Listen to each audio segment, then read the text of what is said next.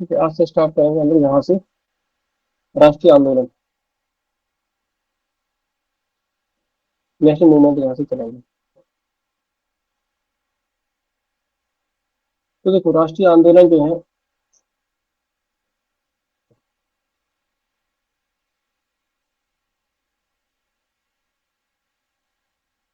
British शासन से पूर्व भारत आर्थिक दृष्टि से आत्मनिर्भर था, आत्मनिर्भर राष्ट्र था।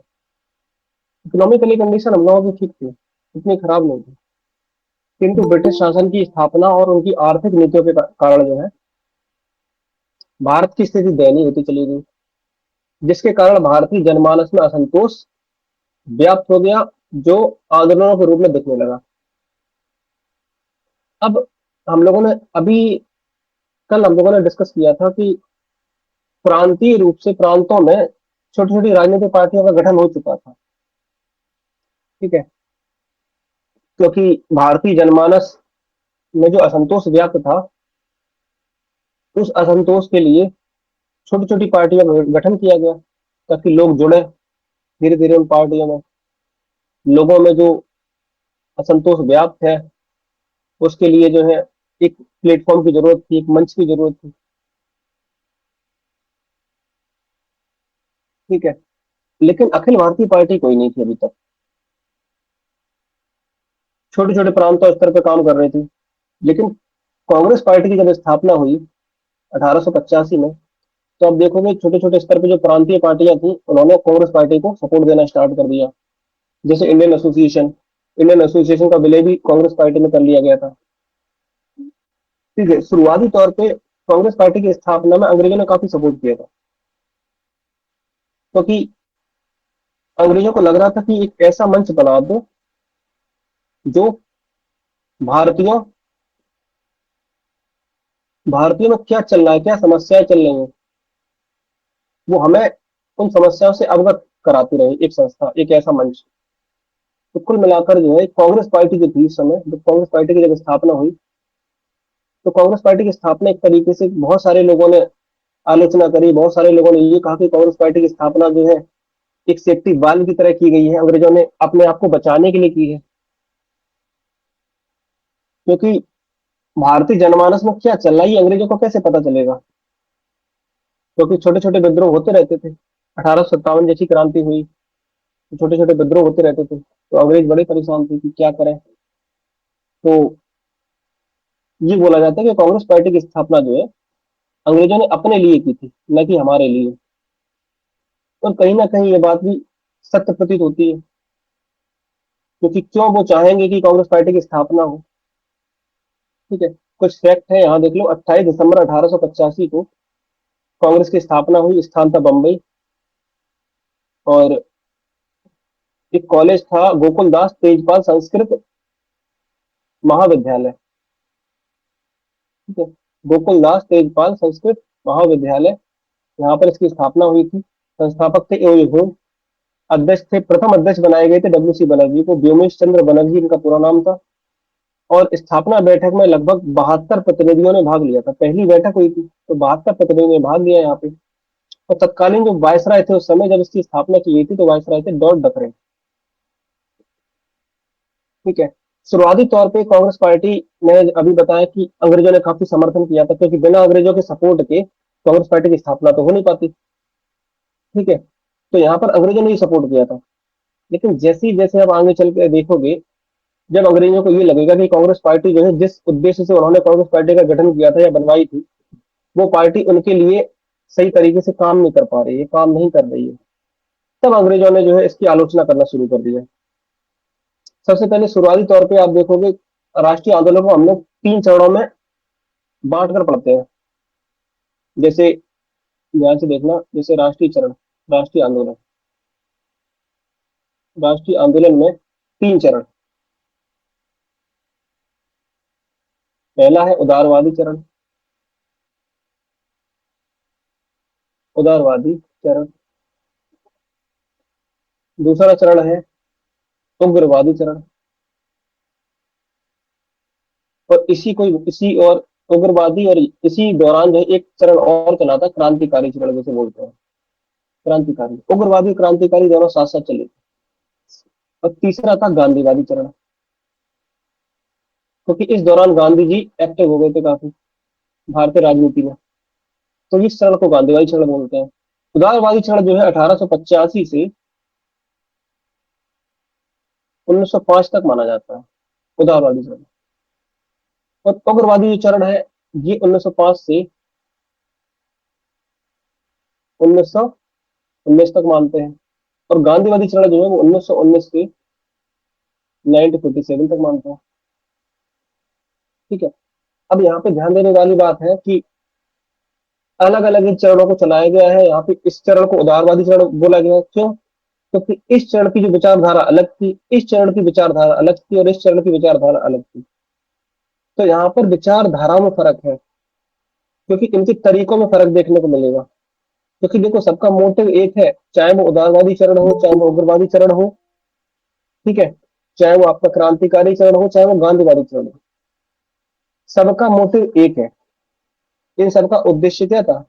उद्देश्य था कि भाई अंग्रेजों को भगाना है, आजादी प्राप्त करनी है। सबका उद्देश्य एक, आजादी।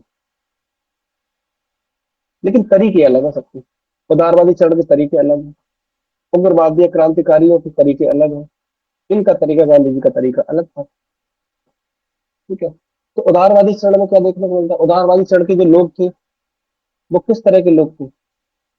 उदारवादी चरण के जो लोग थे वो अनुनय विनय की नीति, अनुनय विनय की राजनीति करते थे। अनुनय विनय की मतलब किसी प्रकार से कोई लड़ाई झगड़ा नहीं करना है। ठीक है। प्रार्थना पत्र के माध्यम से, अनुनय विनय के माध्यम से, ठीक है, विनम्र निवेदन के माध्यम से अपनी बात को रखना, ये उदारवादी चरण के लोगों का काम था।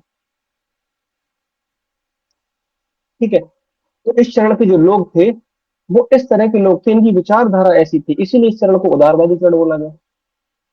लेकिन हम लोग बात करें अगर उग्रवादी की, उग्रवादी लोग की विचारधारा कैसी थी?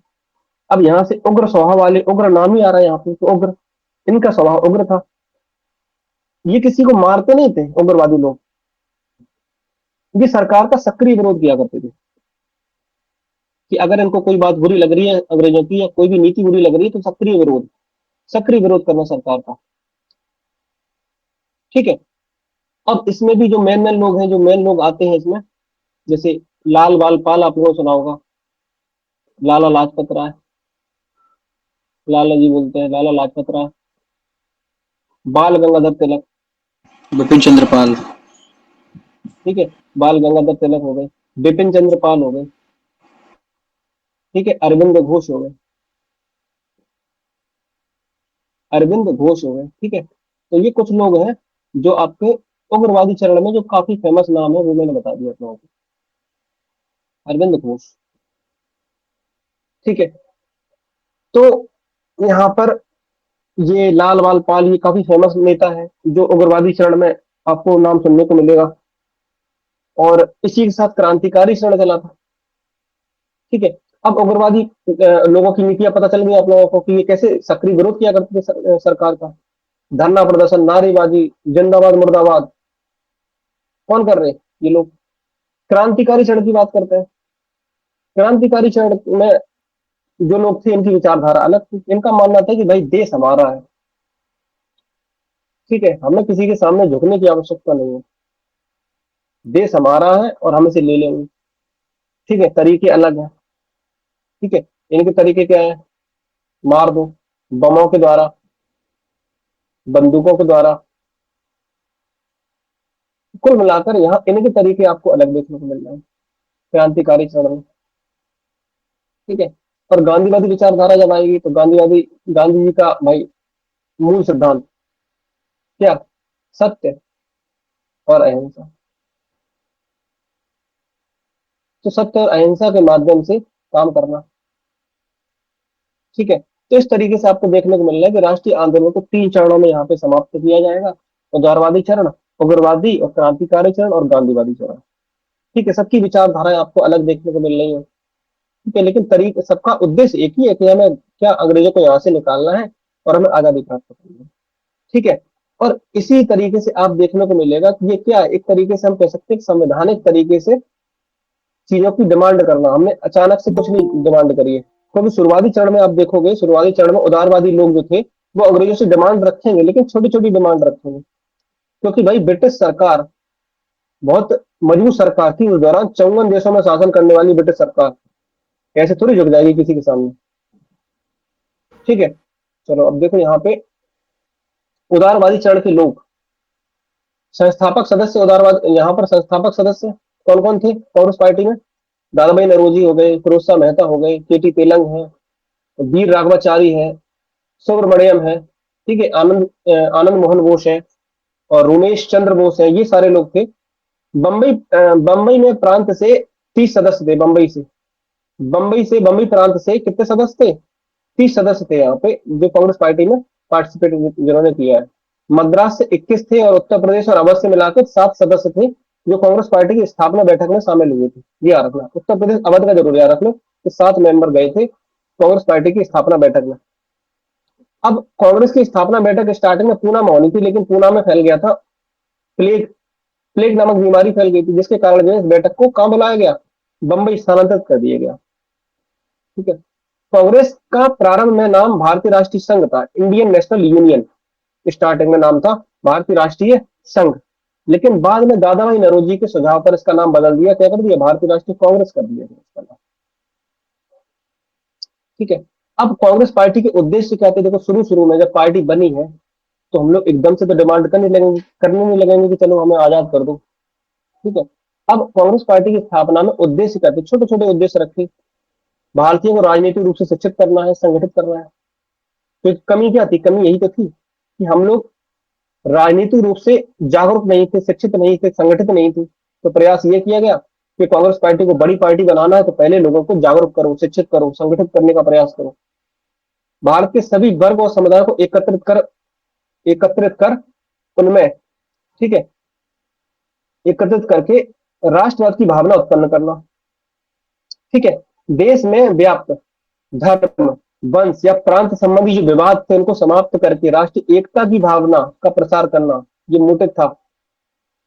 राष्ट्र हित में भारतीयों के मध्य परस्पर जो समन्वय स्थापित करना, आपस में कोऑर्डिनेशन करना, स्थापित करना, उनके मध्य भाईचारे को प्रचारित करना। ठीक है, तो ये जो कमियां देखने को मिल रही थी उन कमियों पे काम करना शुरुआत में कांग्रेस पार्टी ने यही तो किया है। कांग्रेस की स्थापना के बारे में दो मत प्रचलित है। जब इसकी स्थापना हुई तो मैंने अभी बात की थी आप लोगों से कि कांग्रेस की स्थापना ब्रिटिश साम्राज्य को मजबूत करने के लिए की गई। एक मत तो ये है, ये कहा गया कि ब्रिटिश साम्राज्य को मजबूत करने के लिए की गई और उसे बचाने के लिए की गई। इसे सेफ्टी वाल्व का सिद्धांत बोला गया। और ये किसने दिया है? ये दिया है लाला लाजपत राय ने। ठीक है, कांग्रेस की स्थापना को राष्ट्रीयता का माध्यम माना गया है। ठीक है, एक बात तो ये कही गई है। अब यहां से क्वेश्चन आप लोगों के लिए बनता है, यहां से क्वेश्चन आ चुका है एग्जाम में कई बार। ठीक है, कांग्रेस की स्थापना के संदर्भ में विभिन्न इतिहासकारों के तर्क कि एओ ह्यूम के जीवनीकार विलियम वेंडरबर्न, ये क्वेश्चन आ चुका है कि विलियम वेंडरबर्न, एओ ह्यूम के जीवनीकार कौन थे? विलियम वेंडरबर्न। ठीक है, इनके अनुसार भारतीयों के अंदर असंतोष की भावना के निष्कासन के लिए एक सुरक्षा नली की आवश्यकता है, एक सेफ्टी वाल्व की आवश्यकता है, और ये सुरक्षा नली कांग्रेस से बेहतर नहीं हो सकती, ये इनका कहना है एज ह्यूम का। क्योंकि एज ह्यूम ही थे जो कांग्रेस पार्टी के संस्थापक है। एज ह्यूम कभी भी कांग्रेस पार्टी के अध्यक्ष नहीं बने हैं, ये क्या थे? संस्थापक थे। उन्होंने कांग्रेस पार्टी की स्थापना में काफी सपोर्ट किया था। ठीक है, और असैनिक अधिकारी थे, रिटायर्ड थे एज ह्यूम। ठीक, और सर सैयद अहमद खान का क्या कथन है यहाँ पे? तो एक ऐसा व्यक्ति थे जिन्होंने, याद रखना ये कि भारतीय राष्ट्रीय कांग्रेस से कभी संबंध नहीं रहे। इनके बारे में पूछा जाता है कि ऐसे कौन से व्यक्ति थे जिन्होंने भारतीय राष्ट्रीय कांग्रेस से कभी भी संबंध नहीं रखा। ठीक है, सर सैयद अहमद खान। बाल गंगाधर तिलक कांग्रेस सदस्य होते हुए भी कभी भी अध्यक्ष नहीं चुने जा सके हैं, ये याद रखना। इंडियन एसोसिएशन जो कि सुरेंद्रनाथ बनर्जी की पार्टी थी, जिसका विलय हो जाता है 1886 में भारतीय राष्ट्रीय कांग्रेस में, इसका विलय हो जाता है। ठीक है, अब कुछ कांग्रेस पार्टी संबंधित तर्क है, ये टिप्पणियां हैं जो पूछी जाती हैं आप लोगों के एग्जाम में, इसमें कि कांग्रेस अपने पतन की ओर लड़खड़ा रही है और मेरी सबसे बड़ी इच्छा है कि मैं इसे शांतिपूर्वक मरने में मदद कर सकूं। ये किसका कथन है? इसे ये कहा है लॉर्ड कर्जन ने। ये पूछा जा चुका है क्वेश्चन। ठीक है, कर्जन ने ये बात कही थी। और ये भी क्वेश्चन पूछा जा चुका है कि कांग्रेस पार्टी अल्पसंख्यक वर्ग का प्रतिनिधित्व करती है जिनकी संख्या सूक्ष्म है। ठीक है, तो ये तब कहा डफरिन। था जब हाँ, ये कहा था डफरिन ने। और ये तब कहा गया जब कांग्रेस पार्टी, जब इनको लगा, अंग्रेजों को ये लगा कि कांग्रेस पार्टी की स्थापना जिस उद्देश्य के लिए किया गया था, उस उद्देश्य को ये फुलफिल नहीं कर पा रहे। तब अंग्रेजों ने आलोचना करना शुरू कर दिया कि भाई कांग्रेस पार्टी तो एक छोटे से समूह का प्रतिनिधित्व करती है, कोई बड़ी पार्टी थोड़ी है। ऐसे कथन उन्होंने स्टार्ट कर दिए कहना। अब यहाँ पर तिलक का एक कथन है, बहुत इंपॉर्टेंट। ये पूछा जाता है कि यदि वर्ष में हम मेढक की तरह एक बार टर रहा है तो हमें कुछ नहीं मिलेगा। ठीक है, ये किसका कथन है? बाल गंगाधर तिलक का। कांग्रेस के लोग पदों के भूखे हैं, ये किसने कहा था? ये कहा था बंकिम चंद्र चटर्जी ने कि कांग्रेस के लोग पदों के भूखे हैं। कांग्रेस आंदोलन न तो लोगों द्वारा प्रेरित था और न ही उनके द्वारा सोचा या योजनाबद्ध किया गया। ये कहा है किसने? सर सैयद अहमद खान ने। अहमद खान। ठीक है, वायसराय लॉर्ड डफरिन ने कांग्रेस को राष्ट्रद्रोहियों की संस्था कहकर पुकारा, क्योंकि डफरिन ने, देखो शुरुआत में डफरिन ही थे और इनका सपोर्ट था, ये ह्यू का सपोर्ट था जब कांग्रेस पार्टी की स्थापना हुई है। यहाँ पे ये क्या कह रहे हैं? राष्ट्रद्रोहियों की संस्था कह के बुला रहे हैं। अब चरणों की बात करें तो ये हम लोग डिस्कस कर चुके हैं। राष्ट्रीय आंदोलन के चरण, उदारवादी चरण 1885 से 1905, उग्रवादी चरण जो है 1905 से 1919, और गांधीवादी चरण 1919 से 1927। सबसे पहले हम लोग उदारवादी चरण की बात कर रहे हैं। तो यहाँ देखो, उदारवादी आंदोलन के नेता ब्रिटिश न्यायप्रियता में विश्वास रखते थे। जो उदारवादी जो लोग थे, जो नेता थे, ब्रिटिश न्यायप्रियता में, इनका मानना था कि अंग्रेजों से हम जो भी डिमांड करेंगे वो हमारी डिमांड फुलफिल हो जाएंगी। ठीक है, तो ब्रिटिश न्यायप्रियता में कुल मिलाकर ये भरोसा करते थे, यकीन रखते थे। ठीक है, और उनके अनुसार भारत में सर्वाधिक सुधार ब्रिटिश सरकार के अंतर्गत हो। ठीक है, तो इनका ये मानना था कि सर्वाधिक सुधार जो है ब्रिटिश सरकार के अंतर्गत हो। अगर ये भारत से चले गए तो भारत में अराजकता फैल जाएगी, ऐसा कहना था इनका। ठीक है, और उदारवादी अपनी मांगे कैसे रखते थे? प्रार्थना पत्रों के माध्यम से, प्रतिवेदनों के माध्यम से, शिष्टमंडलों के माध्यम से। ठीक है, सरकार के समक्ष रखते थे ये अपनी मांगे। ठीक है, और उदारवादी क्रमिक सुधारों में विश्वास रखते थे, न कि क्रांतिकारी सुधारों में। तो क्रमिक सुधार ही तो किए गए हैं। क्रमिक सुधारों में छोटे छोटे पहले स्टेप लो, एकदम से बड़ा कोई स्टेप ना लो। उदारवादियों के अनुसार भारत में राष्ट्रीय चेतना के विकास में अंग्रेजों का भी योगदान है। ठीक है, क्योंकि ब्रिटिश सरकार ने भारत के सामाजिक जीवन को पाश्चात्य शिक्षा और संस्कृति से अवगत कराया, जिससे भारतीयों में स्वतंत्रता की भावना जागृत हुई। ठीक है, तो कुल मिलाकर ये उदारवादियों को मानना था। अब उदारवादियों की देखना मांगे शुरुआत में क्या क्या छोटी छोटी मांगे रख रहे हैं। अत्यंत साधारण मांगे थी। भारत सशस्त्र परिषद को समाप्त किया जाए, सिविल सेवा की परीक्षा को भारत में आयोजित किया जाए, क्योंकि सिविल सेवा की परीक्षा उस समय लंदन में आयोजित की जाती। नौकरी में अंग्रेजों के समान ही भारतीयों को अवसर मिले। केंद्रीय और प्रांतीय विधान परिषद का विस्तार किया जाए, तो जो विस्तार किया जाएगा कहीं ना कहीं भारतीयों को पार्टिसिपेशन मिलेगा। उदारवादियों का योगदान क्या था? क्योंकि देखो प्रत्येक चरण जो चलाया गया है सबका कुछ ना कुछ योगदान है। ठीक है, उदारवादियों ने ब्रिटिश सरकार के आर्थिक शोषणवादी चरित्र को जनता के मध्य उजागर किया है, प्रस्तुत किया है, बताया है कि किस प्रकार से इनका ब्रिटिश सरकार का ब्रिटिश सरकार भारतीयों का किस प्रकार से शोषण कर रही है। ये जनता के समक्ष इन्होंने उनको जागरूक किया है, बताया है। भू राजस्व में वृद्धि का विरोध तथा उसमें परिवर्तन की मांग, वही काफी ज्यादा टैक्स लगता था, भू राजस्व काफी ज्यादा था। उदारवादियों ने शासन में व्याप्त भ्रष्टाचार और अक्षमता के विरोध में आवाज उठाई और प्रशासनिक सेवा में भारतीयकरण की मांग करी। ठीक है, उदारवादियों ने न्यायपालिका और कार्यपालिका के पृथककरण की मांग की। उदारवादी नेताओं ने अपनी मांग पूरा करने के उद्देश्य से ब्रिटेन में दादा भाई नेहरू की अध्यक्षता में 1881 में भारतीय सुधार समिति की स्थापना की। उदारवादियों की मांग पर सरकार द्वारा भारतीय व्यय की समीक्षा हेतु एक बेलवी आयोग का गठन किया गया था। पूछा हुआ क्वेश्चन है ये। ठीक है, याद रखना, उदारवादियों की मांग पर सरकार द्वारा भारतीय व्यय की समीक्षा के लिए बेलवी आयोग बना था। कांग्रेस के लिए समर्थन प्राप्त करने के लिए लंदन में 1889 में ब्रिटिश कमेटी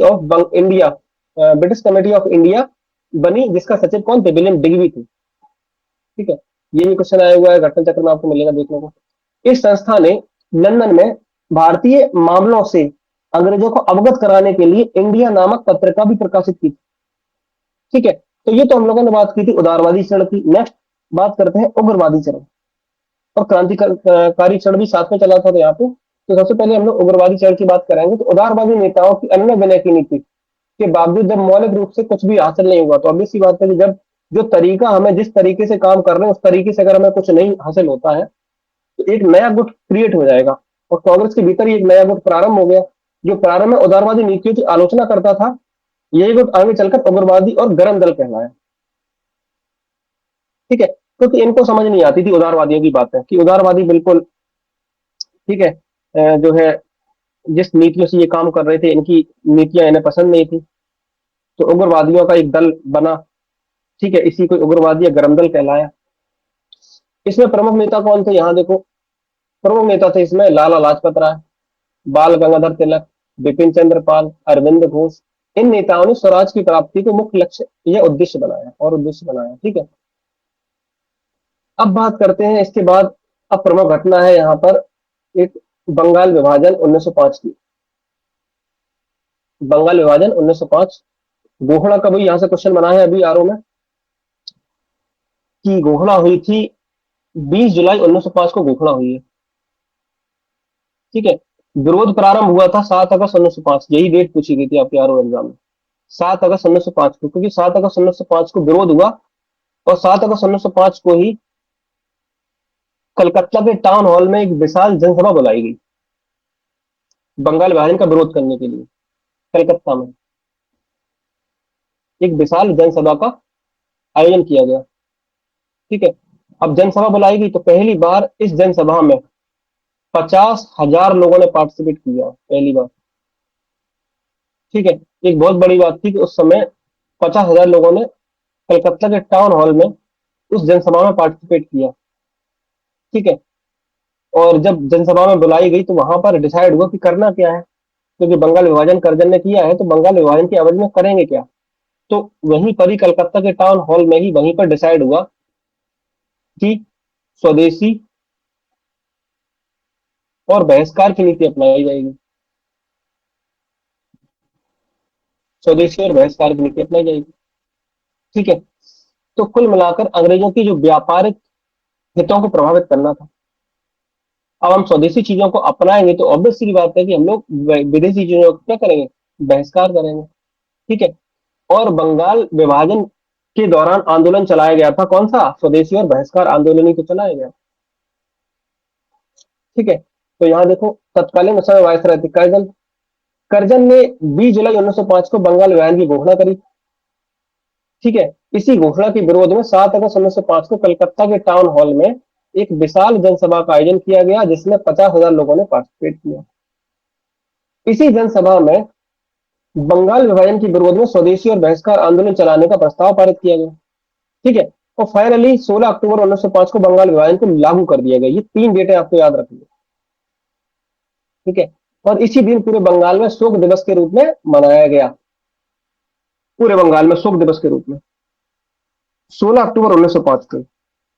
और रविन्द्रनाथ टैगोर के सुझाव पर इसी दिन पूरे बंगाल में राखी दिवस के रूप में मनाया गया। लोगों ने एक दूसरे को राखियां बांधी, ये दिखाने के लिए कि हम लोगों को कोई अलग नहीं कर सकता, हम लोग सब साथ हैं। बंगाल विभाजन के विरोध में स्वदेशी और बहिष्कार आंदोलन चलाया गया था, ये कई बार पूछा जाता है। ठीक है, अब देखो बंगाल को तोड़ने का मोटिव क्या था, क्योंकि जितनी भी मैंने बताया था पहले भी आपको कि बंगाल ही था जो सबसे समृद्ध प्रांत था। अंग्रेजों की नजर बंगाल पे बहुत पहले से थी। ठीक है, जब बक्सर का युद्ध हुआ था तो बक्सर के युद्ध के पश्चात जो है बंगाल बिहार उड़ीसा की इन्हें दीवानी मिल जाती है। बंगाल से रेवेन्यू कलेक्शन काफी ज्यादा होता था। बंगाल पे अंग्रेजों की नजर जो है काफी मजबूत थी, तो बंगाल को ज्यादा मजबूती से देखते थे। बंगाल में ही इन्होंने स्टार्टिंग में मजबूत करना का प्रयास किया बंगाल को। ठीक है, और सारी राजनीतिक गतिविधियां, जो भी राष्ट्रीय गतिविधियां हुआ करती थी वो सब बंगाल से हुआ करती थी उस समय, और कर्जन ये जानता था। तो कर्जन ने उन्हीं गतिविधियों को तोड़ने के लिए जो है बंगाल विभाजन किया, कि बंगाल को तोड़ दो।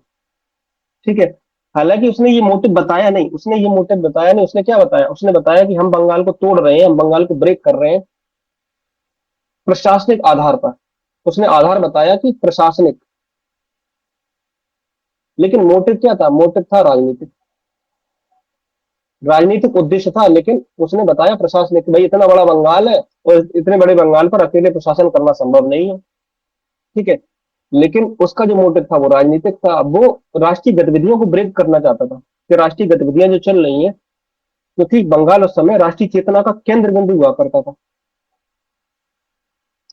ठीक है, अब धीरे धीरे क्या हुआ कि यहाँ पे बंगाल विभाजन का धीरे धीरे बढ़ना स्टार्ट हो गया ये आंदोलन। और अलग अलग जगह पर, कई जगह पर लोगों ने इसका नेतृत्व किया। आंदोलन उसके नेतृत्वकर्ता लिखा हुआ है यहाँ पे देखो। महाराष्ट्र से जो है इसका आंदोलन का नेतृत्व किसने किया था? तो महाराष्ट्र से तिलक और उनकी पुत्री केतकर द्वारा स्वदेशी और बहिष्कार आंदोलन का नेतृत्व किया गया। इसी दौरान एक अंग्रेज अधिकारी वैलेंटाइन सिरोल थे, उन्होंने तिलक को भारतीय शांति का जनक कहा।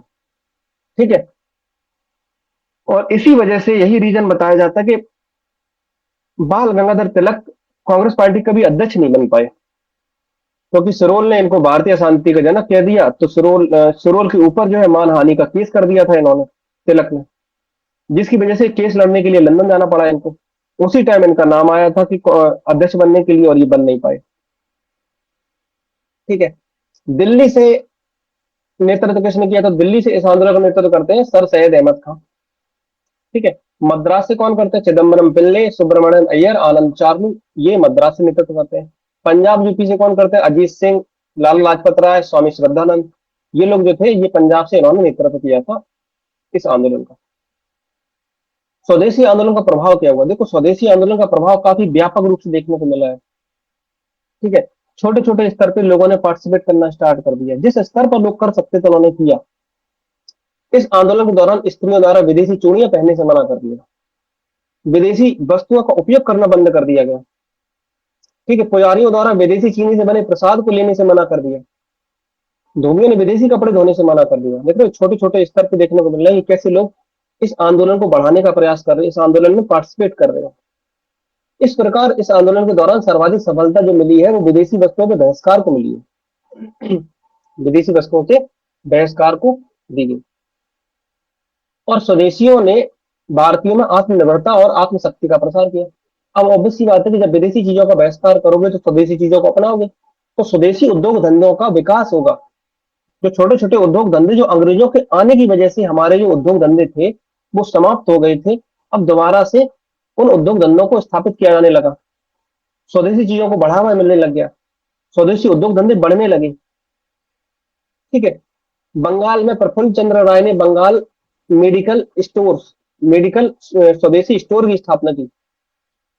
बंगाल में राष्ट्रीय शिक्षा के प्रसार में डॉन सोसाइटी का सबसे बड़ा योगदान रहा। स्वदेशी आंदोलन का प्रभाव सांस्कृतिक क्षेत्र पर भी पड़ा। इस दौरान जो है रविन्द्रनाथ टैगोर ने आमार सोनार नामक जो है एक गीत की रचना करी, जो बाद में आगे चलकर जो है 1975 के आसपास जो है बांग्लादेश का ये राष्ट्रगान भी बना। ठीक है, तो कुल मिलाकर देखने को मिल रहा है कि हर स्तर पर लोग जो है स्वदेशी और बहिष्कार आंदोलन में पार्टिसिपेट कर रहे हैं। ठीक है, अब बात करते हैं यहाँ पर। अभी तक देखो 1885 में कांग्रेस पार्टी की स्थापना हो चुकी थी, और हर वर्ग धीरे धीरे कांग्रेस पार्टी में जुड़ता चला जा रहा था, चाहे वो मुस्लिम हो, चाहे कोई कम्युनिटी का लोग हो, कोई भी हो। धीरे धीरे उनका झुकाव उसी पार्टी की ओर जा रहा था, कि उनका मानना था कि भाई कांग्रेस पार्टी कुछ ना कुछ अच्छा करेगी, बड़ा करेगी, अच्छा करेगी, लोगों के हित के लिए काम करेगी। और धीरे धीरे कांग्रेस पार्टी बढ़ भी रही थी। अब अंग्रेजों को यह लगा कि अगर कांग्रेस पार्टी बड़े स्तर पर एक बड़े जन समूह के रूप में सामने आई तो अंग्रेजों को दिक्कत होगी। और कैसी पता है कि अंग्रेजों ने यहाँ पर जब इतने इतने टाइम तक यहाँ शासन कर लिया, तो बिना भारतीयों के सहयोग के तो किया नहीं होगा, कहीं ना कहीं भारतीयों का भी सपोर्ट रहा है अंग्रेजों को। कुछ ऐसा वर्ग क्रिएट कर लिया था अंग्रेजों ने जो उनका सपोर्टर रहे, उनका समर्थन करे। तो वही बात यहाँ पे देखने को मिली कि अंग्रेजों ने अपने सपोर्ट में खड़ा किया किसको? मुस्लिम लीग को। और उस दौरान एक बात फैला दी कि कांग्रेस पार्टी केवल हिंदुओं का प्रतिनिधित्व करती है, मुसलमानों का नहीं करती। अब मुस्लिम वर्ग में ऑब्वियस सी बात है कि मुस्लिम लोग जो थे उनको भी ऐसा लगा कि भाई कांग्रेस पार्टी अगर हिंदुओं का प्रतिनिधित्व करेगी, मुसलमानों को नहीं करेगी, तो मुस्लिम लोग कहाँ जाएंगे? मुस्लिम लोग अपने राजनीतिक अधिकारों की मांग किससे करेंगे? ठीक है। तो स्थापना मुस्लिम लीग की हुई है 30 दिसंबर 1906 को। ढाका स्थान है। संस्थापक है नवाब सलीमुल्लाह और आगा खां। प्रथम अधिवेशन के अध्यक्ष होते हैं मुश्ताक हुसैन, और वायसराय उस समय थे लॉर्ड मिंटो। ठीक है, लॉर्ड मिंटो उस समय वायसराय थे। कुल मिलाकर पूरी फुल प्लानिंग के साथ मुस्लिम लीग की स्थापना कराई गई। ठीक है, क्योंकि अंग्रेजों की पॉलिसी थी डिवाइड एंड रूल, कि आपस में बांटो, इनको लड़ाओ आपस में। ठीक है, बांटो और राज करो। तो उसी नीति के तहत जो है उन्होंने मुस्लिम लीग पार्टी की स्थापना कराई। और और यही आगे चलकर आप देखोगे भारत के डिवीजन का कारण भी बनेगी, भारत के बंटवारे का कारण भी बनेगी। उद्देश्य क्या है? ब्रिटिश सरकार के प्रति मुसलमानों में निष्ठा बढ़ाना, मुसलमानों के राजनीतिक अधिकारों की रक्षा करना, उनका विस्तार करना, इसका मेन मोटिव था। ठीक है, और इसी मोटिव के साथ इसकी स्थापना हुई। ठीक है, और ये नवाब सलीमुल्लाह जो थे, बंगाल के नवाब थे उस समय, इनसे मिंटो मिले और इन्हें इन्हें जो है प्रोत्साहित किया कि आप जो है मुस्लिम लीग पार्टी की स्थापना करो। ठीक है, तो उसी को देखते हुए इन्होंने मुस्लिम लीग पार्टी की स्थापना करी है। तो कुल मिलाकर मिंटो को जो है ना सांप्रदायिकता का जनक भी बोला जाता है, लॉर्ड मिंटो को, इसीलिए। अब देखो, जब मुस्लिम लीग पार्टी की स्थापना हो जाती है तो 1908 में अमृतसर अधिवेशन होता है। इस अधिवेशन में मुस्लिम लीग ने मुसलमानों के लिए पृथक निर्वाचन की डिमांड रखी। ठीक है, मुसलमानों के लिए पृथक निर्वाचक मंडल की डिमांड रखी कि जहां जहां जो जो एरिया मुस्लिम बहुल क्षेत्र होंगे वहां पर मुस्लिम कैंडिडेट ही चुनाव लड़ेगा, मुस्लिम कैंडिडेट जीतेगा। तो पृथक निर्वाचन की इन्होंने डिमांड रख ली यहाँ पे। ठीक है, और फाइनली अंग्रेजों ने इनकी डिमांड को फुलफिल करने के लिए भारत शासन अधिनियम 1909 लेके आई, जिसको मानले मिंटो सुधार बोला जाता है, क्योंकि मानले जो थे उस समय भारत सचिव थे, भारत सचिव थे, और जो मिंटो थे ये थे वायसराय। तो दोनों ने मिलकर जो रिफॉर्म किया है, दोनों ने मिलकर जो सुधारात्मक काम किए हैं, इसी को मानले मिंटो सुधार बोला जाता है। अब कुल मिलाकर अंग्रेजों पृथक निर्वाचन की डिमांड को फुलफिल करना है, तो सबसे पहले मुसलमानों के लिए पृथक निर्वाचक मंडल का अधिकार दे दिया गया यहाँ पर। ये एक बड़ी बात हुई कि मुसलमानों को पृथक निर्वाचन मंडल का अधिकार दे दिया गया, सेपरेट इलेक्टोरल। ठीक है, केंद्रीय एवं प्रांतीय विधायी परिषद के आकार और शक्तियों में वृद्धि की गई। गवर्नर की कार्यकारी परिषद में एक भारतीय सदस्य की नियुक्ति का प्रावधान भी किया गया। विधायी परिषद के सदस्यों को बजट का प्रस्ताव रखने और प्रश्न पूछने का अधिकार भी दिया गया। ठीक है, अभी यहाँ पर बजट का प्रस्ताव रखने और प्रश्न पूछने का अधिकार दिया है, लेकिन 1919 वाला आएगा उसमें बजट को रखने का भी अधिकार दे दिया जाएगा। ठीक है, कुल मिलाकर आपको देखने को मिल रहा है कि ये सारी चीजें यहाँ पर हुई हैं। और उसके बाद फिर दिल्ली दरबार का भी एक चीज याद रखना, यहाँ पर अभी एक चीज देखने को मिल रही है कि मुस्लिम लीग जो डिमांड रखी है, मुस्लिम लीग पार्टी बन चुकी है। अब मुस्लिम लीग पार्टी तो बन गई है, लेकिन अभी तक कांग्रेस पार्टी ने मुस्लिम लीग पार्टी को मान्यता नहीं दी है। और अभी तक सबसे बड़ी पार्टी कौन है? बड़ी पार्टी भी कांग्रेस पार्टी ही है, मुस्लिम लीग नहीं है। बड़ी बड़ी पार्टी जो है वो भी कांग्रेस पार्टी है, और कांग्रेस पार्टी ने अभी मुस्लिम लीग को मान्यता नहीं दी।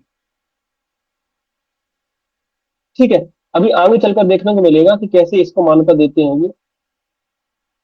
दिल्ली दरबार 1911, क्योंकि बंगाल विभाजन हो चुका था, आपको पता है, और जॉर्ज पंचम का भारत में आगमन होता है। ठीक है, इस अवसर पर उनके सम्मान में दिल्ली दरबार का आयोजन किया गया। दिल्ली दरबार तीन हुए हैं। एक दिल्ली दरबार हुआ है 1877 में, और एक दिल्ली दरबार हुआ 1903 में, और एक दिल्ली दरबार हुआ 1911 में। ये तीन दिल्ली दरबार के आयोजन किए गए। ठीक है, तो यहां पर इस सम्मेलन में जो वायसराय थे वो थे लॉर्ड हार्डिंग द्वितीय। लॉर्ड हार्डिंग द्वितीय थे जो वायसराय। तो लॉर्ड हार्डिंग द्वितीय ने घोषणा करी जॉर्ज पंचम की तरफ से, क्योंकि पंचम आए थे तो यहाँ विरोध काफी चल रहा था बंगाल विभाजन की वजह से। ठीक है, तो लॉर्ड हार्डिंग ने घोषणा करी, क्या घोषणा की? बंगाल विभाजन को रद्द कर दिया जाए, बंगाल विभाजन को रद्द करने की घोषणा की जाए, और राजधानी कलकत्ता से कहां स्थानांतरित कर दी जाए? दिल्ली स्थानांतरित कर दी जाए। कुल मिलाकर ये चाह रहे थे कि जो असंतोष व्याप्त है बंगाल में, उस असंतोष को किसी तरीके से शांत किया जाए। ठीक है। हालांकि बंगाल विभाजन को उन्होंने रद्द तो कर दिया था, लेकिन असम को एक नए प्रांत का दर्जा दे दिया गया। ठीक है। उड़ीसा को बनाया गया, और यहाँ पर 1912 में दिल्ली जो है भारत की राजधानी बना दी गई। कुल मिलाकर घोषणा तो की गई थी 1911 में की गई थी, राजधानी दिल्ली बनी कब है? 1912 में दिल्ली बनी है राजधानी। ये सारी घोषणाएं हैं। और किसने की? लॉर्ड हार्डिंग द्वितीय ने। ठीक। और इसी टाइम पे एक चीज याद रखना कि इसी टाइम पे दिल्ली कांड होता है। ठीक है। दिल्ली दरबार के टाइम पे, उसी टाइम पे लॉर्ड हार्डिंग को मारने का प्रयास किया जाता है। ठीक है। और ये पूरी प्लानिंग बनाते हैं कौन? रास बिहारी। बताओ कौन? बोस थे या घोष थे? बोस। बोस। रास बोस थे। बिहारी बोस। हाँ, रास बिहारी बोस। रास बिहारी बोस प्लानिंग करते हैं कि दो लोगों को भेजते हैं मारने के लिए। एक थे बसंत विश्वास, एक थे मनमत विश्वास। मनमत विश्वास। दोनों पे विश्वास किया था कि जाओ उसे मार के आओ। और ये बम फेंकते हैं, तो लॉर्ड हार्डिंग बच जाता है। और राष्ट्रीय आंदोलन से जो सहानुभूति रखने वाले थे, ठीक है, कोई एक अंग्रेज अधिकारी था जो राष्ट्रीय आंदोलन से सहानुभूति रखता था। ठीक है। तो उसकी पत्नी और बच्ची जो थी वो मारी जाती है। ठीक है। दोनों को पकड़ लिया जाता है, बसंत विश्वास, मनोज विश्वास को। और दोनों से पूछताछ होती है। ऑब्वियसली बात है, अंग्रेज बहुत टॉर्चर करते थे। तो आखिरकार उन्होंने नाम बता ही दिया, रास बिहारी बोस का। और रास बिहारी बोस तुरंत ही गायब हो गए। नेपाल से सीधे देशों को होते हुए रशिया पहुंच जाते हैं। कुल मिलाकर आपको आगे चल के देखने को मिलेगा कि रास बिहारी बोस जो थे, वो आईएनए के गठन में सहायता करेंगे आगे चलकर, रास बिहारी बोस।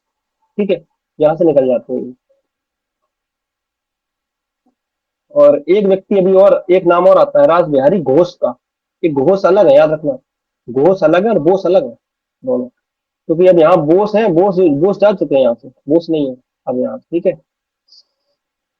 और यहाँ देखो, कुछ क्रांतिकारी गतिविधियां देख लो यहाँ पे इस दौरान चली है। गदर पार्टी, गदर आंदोलन बोलते हैं 1913। 1 नवंबर 1913, हरदयाल। और इस पार्टी का प्रमुख पत्र था गदर नाम का पत्र था। गदर पत्र का पहला अंक उर्दू में प्रकाशित हुआ था, बाद में ये अन्य भाषाओं में भी प्रकाशित होने लग गया था। एक घटना है क्रांतिकारियों में, कामागाटा मारू प्रकरण। कामागाटा मारू पुस्तक क्या है? तो कामागाटा मारू एक जहाज है। ठीक है।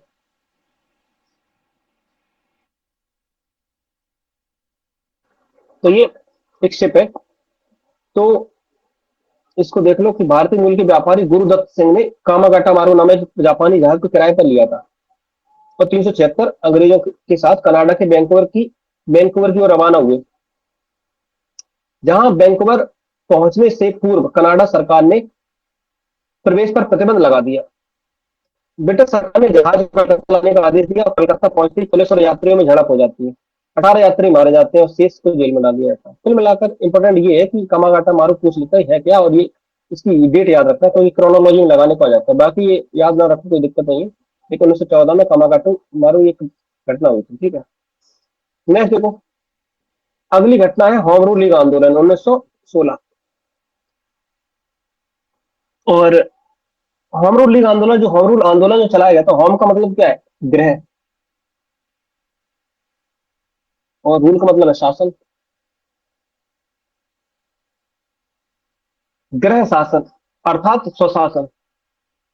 ये आंदोलन जो चलाया गया था वो इसीलिए चलाया गया था, और आयरलैंड में चलाया जा चुका था। तो आयरलैंड की तर्ज पर यह आंदोलन चलाया था एनी बेसेंट ने और तिलक ने मिलकर इस आंदोलन को चलाया था। तिलक और एनी बेसेंट द्वारा कार्य क्षेत्र को बांट बांट कर आंदोलन प्रारंभ किया गया। अब ये सोचते हो कि कई बार की तिलक और इन्होंने अलग अलग क्यों चलाया, एक साथ चला लेते। दिक्कत ये थी कि कुछ तिलक के समर्थक थे जो एनिमेशन को पसंद नहीं करते थे, और कुछ बेसेंट के समर्थक थे वो तिलक को पसंद नहीं करते थे। तो दोनों ने कार्य क्षेत्र बांट लिया। तिलक का क्षेत्र सीमित था कर्नाटक है, महाराष्ट्र है, बंबई को छोड़कर, और मध्य प्रांत, बाकी संपूर्ण भारत में एनिमेशन ने चलाया है। ठीक है। और तिलक ने जो आंदोलन चलाया था, ये 23 अप्रैल 1916 को स्थापना की है होम रूल की, और कहां पर, पूना में अध्यक्ष बनाई जोसेफ बेपटिस्टा, इसके अध्यक्ष बनाए। एनिमेशन ने चलाया है सितंबर में 1916 में, और मद्रास में सचिव बनाई थी जॉर्ज अरुंडेल को। तिलक के क्षेत्र को छोड़कर संपूर्ण भारत में इन्होंने आंदोलन चलाया है एनिमेशन ने। एनिमेशन का मानना था कि भाई, कुल मिलाकर पता है, एनी बेसेंट आयरलैंड की निवासी थी। इंडिया आई, इन्हें इंडिया का कल्चर अच्छा लगता था, इंडिया का रहन सहन, खान पान, इंडिया का पहनावा इन्हें पसंद था, साड़ी पहन के रहा करती थी। कुल मिलाकर इंडिया में रहने लगी थी। और इनका मानना था कि भारतीयों का विकास, जब तक भारतीयों को शासन प्रशासन में भागीदारी नहीं मिलेगी, एक्चुअल में भारतीयों का विकास नहीं हो सकता। और ब्रिटिश साम्राज्य के अधीन रहते हुए इनकी मांग थी कि ब्रिटिश साम्राज्य के अधीन, देखो इन्होंने इन्होंने ये नहीं कहा था कि हम आजाद कर दो, इन्होंने ये बोला था कि ब्रिटिश साम्राज्य के अधीन रहते हुए हमें स्वशासन में भागीदारी दो, मतलब शासन प्रशासन में हमें पार्टिसिपेशन तो दो भारतीयों को। क्योंकि जब तक भारतीयों को पार्टिसिपेशन नहीं मिलेगा शासन प्रशासन में, भारतीयों की प्रगति कैसे हो सकती है। अब आंदोलन जब ये चलाया गया, तो ये आंदोलन, तिलक का पत्र था मराठा और केसरी, तो तिलक ने अपने अपने पत्र मराठा और केसरी के माध्यम से होम रूलिंग आंदोलन की अवधारणा को स्पष्ट किया। और एनिमेशन के भी पत्र थे, एक कॉमन व्हील और न्यू इंडिया, जिसके माध्यम से इस आंदोलन का प्रचार प्रसार किया गया था, होम रूलिंग आंदोलन का, ताकि लोगों को पता तो चले कि आंदोलन में चल क्या रहा है, किस वजह से चला रहे हैं। ठीक है। तो कोई भी मूवमेंट अगर चला होगा, तो उस मूवमेंट का मोटिव नहीं जब तक पता होगा लोगों को, तब तक लोग पार्टिसिपेट कैसे करेंगे उसमें। तो इस आंदोलन के दौरान कांग्रेस के कलकत्ता अधिवेशन में, यहाँ पर कांग्रेस के कलकत्ता अधिवेशन में एनी बेसेंट को अध्यक्ष बनाया जाता है 1917 में। और इसी अधिवेशन में, कलकत्ता अधिवेशन में, याद रखना, कांग्रेस कांग्रेस की पहली महिला अध्यक्ष कौन थी, एनी बेसेंट। और एनी बेसेंट ने इसी अधिवेशन में कहा था कि भारत अपने अधिकारों के लिए अपने घुटनों पर नहीं बल्कि अपने पैरों पर खड़ा है। ये स्टेटमेंट था एनी बेसेंट का। ठीक है। और इसी टाइम पे जो भारत सचिव थे मॉन्टेग्यू, मॉन्टेग्यू ने 20 अगस्त 1917 को ब्रिटिश संसद में एक प्रस्ताव रखा, जिसमें भारत को उत्तरदायी शासन प्रदान करने की बात कही। और हम लोग डिमांड भी यही कर रहे थे कि किसी तरीके से भारत को शासन प्रशासन में पार्टिसिपेशन दो, उत्तरदायी शासन प्रदान करने की बात कर रहे थे। तो जो इन्होंने डिमांड रखी, उसके बाद 20 अगस्त 1917 को होम रूलिंग आंदोलन को समाप्त करने की घोषणा कर दी गई एनी बेसेंट के द्वारा। ठीक है। अब बात करते हैं इसके बाद, क्योंकि जो डिमांड की गई है उस डिमांड को फुलफिल करना है, तो अंग्रेज जब जब भी डिमांड को फुलफिल करना चाहते तो कोई ना कोई एक्ट लेके आते थे। तो अब एक्ट लेके आए भारत शासन अधिनियम 1919,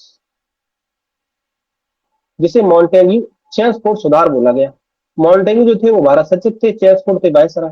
तो दोनों ने मिलकर जो रिफॉर्म किए हैं उसको मॉन्टेग्यू चेम्सफोर्ड सुधार बोला जा रहा है। अब क्या क्या बातें थी मॉन्टेग्यू चेम्सफोर्ड सुधार में या भारत शासन अधिनियम 1919 में, कि केंद्र में दो सदनी व्यवस्था की स्थापना। केंद्र में क्या करेंगे, दो सदनी व्यवस्था लागू करेंगे। प्रांतों में द्वैध शासन की स्थापना। यहां पर इन्होंने जो है द्वैध शासन की स्थापना कर दी प्रांतों में, और प्रांतीय विषय बांट दिए। याद रखना, प्रांतीय में द्वैध शासन की स्थापना की और प्रांतीय विषयों का बंटवारा कर दिया। अब प्रांतीय विषयों का बंटवारा कर दिया दो भागों में, एक रक्षित मतलब रिजर्व्ड, ठीक है, एक हस्तांतरित ट्रांसफरेबल। ठीक है। कुल मिलाकर जो रक्षित विषय थे, रिजर्व्ड विषय थे, अंग्रेज ने अपने पास रखे जो इंपॉर्टेंट विषय थे, और जो हस्तांतरित विषय थे वो भारतीयों को दिए, कि भारतीय इन इन विषयों पर गवर्नर जनरल की सहायता से, वायसराय की सहायता से इन पर कानून बना सकते हैं। ठीक है। और रक्षित विषय थे जैसे विदेश नीति है ना, पुलिस है, राजस्व है, इस तरह के सब्जेक्ट्स अपने पास रखे। भारतीयों को दिए क्या क्या, भारतीयों को दे दिया शिक्षा, पेयजल, है ना, कृषि। कुल मिलाकर पहली बार हम लोगों को कुछ मिल ही रहा था, तो हम लोग इसी बात पे खुश थे, चलो शुरुआत हुई है। ठीक है। और यहाँ देखो, और भी कई बातें थी इस अधिनियम में, कि इस अधिनियम में पहली बार लोक सेवा आयोग की स्थापना का प्रावधान किया गया, प्रांतीय विधायी पर्षदों के आकार में वृद्धि की गई, जिसके अधिकांश सदस्य चुनकर आएंगे, ये बोला गया। भारतीय विधानमंडलों को पहली बार बजट पास करने के संदर्भ में अधिकार दिया गया। ठीक है, बजट को जो है पेश करने का भी अधिकार दिया गया पहली बार। और ये सारे प्रोविजंस इसमें दिए गए, जो प्रोविजन दिए गए थे, तो ये बोला गया कि 10 वर्ष के उपरांत कार्य प्रणाली की जांच हेतु एक आयोग का गठन किया जाएगा। जो भी चीजें भारतीयों को दी गई हैं, जो भी अधिकार भारतीयों को दिए गए हैं, और अधिकारों की जांच के लिए एक आयोग बनाएंगे। और 10 वर्ष के पश्चात बनेगा वो आयोग, वो जांच करने के लिए आएगा कि जो अधिकार दिए गए हैं वो अधिकार और बढ़ाए जाए या उनको सीमित किया जाए, किस स्तर पे कार्य प्रणाली कैसी होगी, कैसी काम कर रही है, इसकी जांच के लिए आयोग बनाने की बात करी है। और आगे चलकर आप देखोगे एक आयोग बनेगा भी, जो कि आएगा लेकिन 10 वर्ष से पहले आ जाएगा, साइमन कमीशन जिसका नाम था। ठीक है, और नेक्स्ट घटना है रॉलेट एक्ट 1917 की। गठन हुआ था 1917 में, और अध्यक्ष थे सर सिडनी रॉलेट, इसके अध्यक्ष थे। रिपोर्ट दी थी 1918 में, और इसी रिपोर्ट के आधार पर, देखो याद रखना, 1917 में गठन हुआ था रॉलेट एक्ट का। ठीक है, अध्यक्ष थे सर सिडनी रॉलेट, इन्होंने रिपोर्ट दी है 1918 में, और इस रिपोर्ट के आधार पर ही एक एक्ट पारित किया गया पार्लियामेंट में, जिसको क्रांतिकारी एवं अराजकतावादी अधिनियम बोला गया। ठीक है, क्योंकि इस दौरान क्रांतिकारी गतिविधियां काफी बढ़ जाती हैं, और ब्रिटिश सरकार काफी परेशान कि भाई क्रांतिकारी जो गतिविधियां हैं, उन क्रांतिकारी गतिविधियों को समाप्त करने के लिए किस प्रकार के कानून की आवश्यकता है, कैसे क्या किया जाए। तभी तो आयोग बनाया, एक एक्ट जो है, एक कमेटी बना दी, रॉलेट एक्ट, और इसी कमेटी की रिकमेंडेशन पे ये एक्ट पारित किया गया, जिसकी अवधि कितनी थी, 3 वर्ष की। तो रॉलेट एक्ट द्वारा दिए गए सुझावों के आधार पर क्रांतिकारी एवं अराजकतावादी अधिनियम 18 मार्च 1919 को पारित किया गया। इसी को ही काला कानून भी कहा जाता है। इसी को ही बिना अपील, बिना दलील, बिना वकील का कानून भी बोलते हैं, क्योंकि बिना वकील, बिना अपील और बिना दलील का कानून। ठीक है, क्योंकि इसमें देखो, उद्देश्य क्या था कि भारत में क्रांतिकारी आंदोलन के प्रभाव को कम करना, यह जांच करना कि क्रांतिकारी गतिविधियां किस स्तर तक बढ़ चुकी हैं, इसका काम था।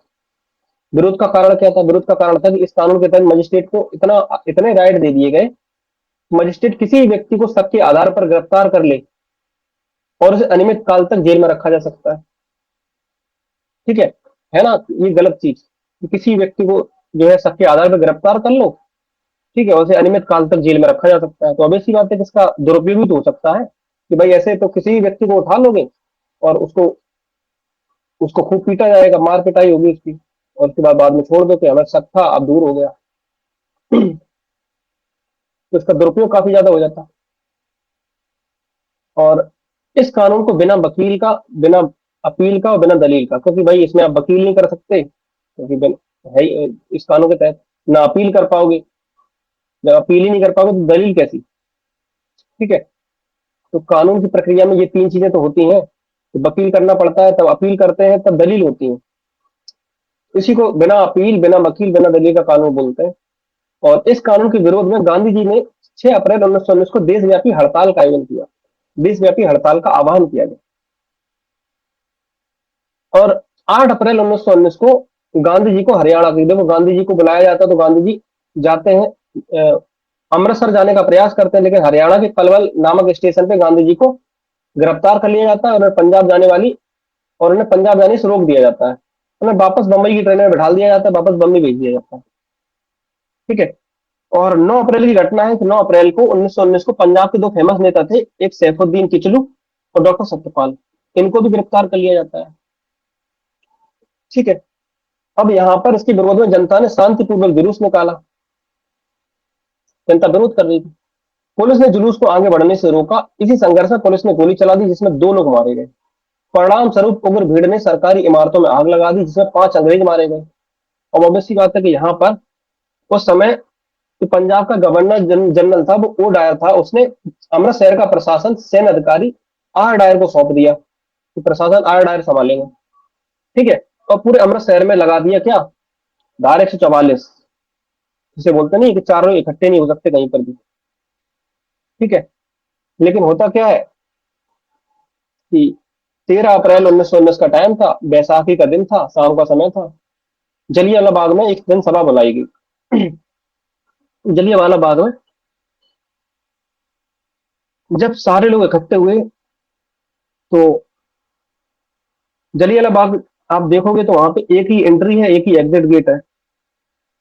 और किसी तरीके से आर डायर को पता चल जाता है कि जलियांवाला बाग में कुछ जनसभा वगैरह चल रही है।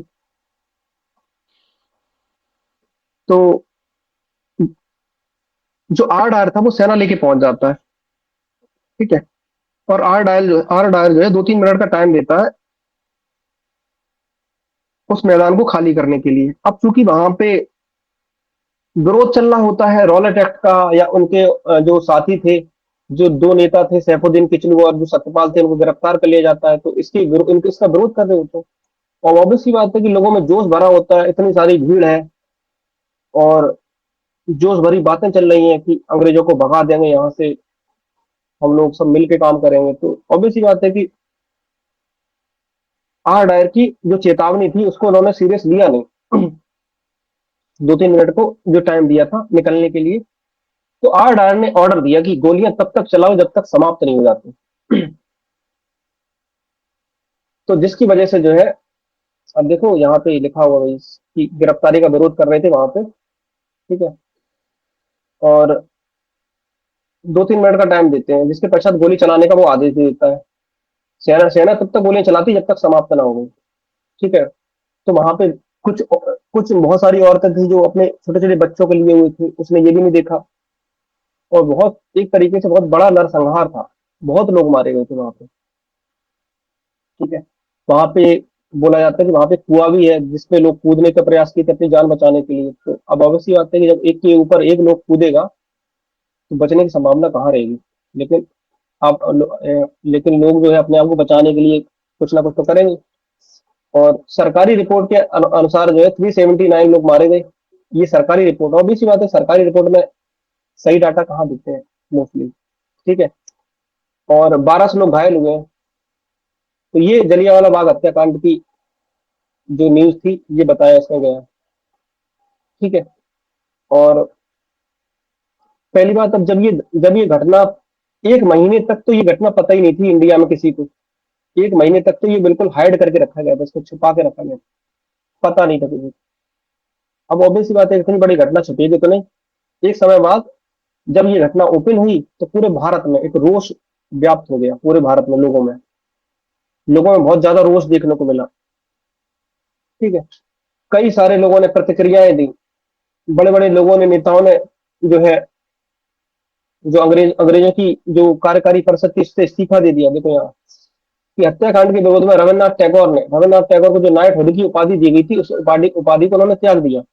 शंकर नारायण ने वायसराय की कार्यकारी परिषद से इस्तीफा दे दिया। ठीक है।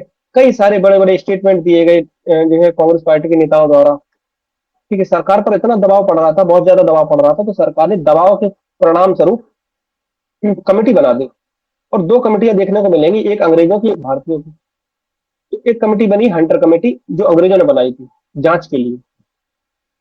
ठीक है। तो किसी तरीके से जांच कराते हैं, देखते हैं कि क्या चीजें सामने आती हैं। तो अध्यक्ष थे लॉर्ड हंटर। इसमें 5 अंग्रेज सदस्य थे और 3 भारतीय थे। आपको 3 भारतीयों का नाम याद रखना है। सर चिमनलाल सीतलवाड़, शाहजादा सुल्तान और एक जगत नारायण। ये 3 तो भारतीय थे।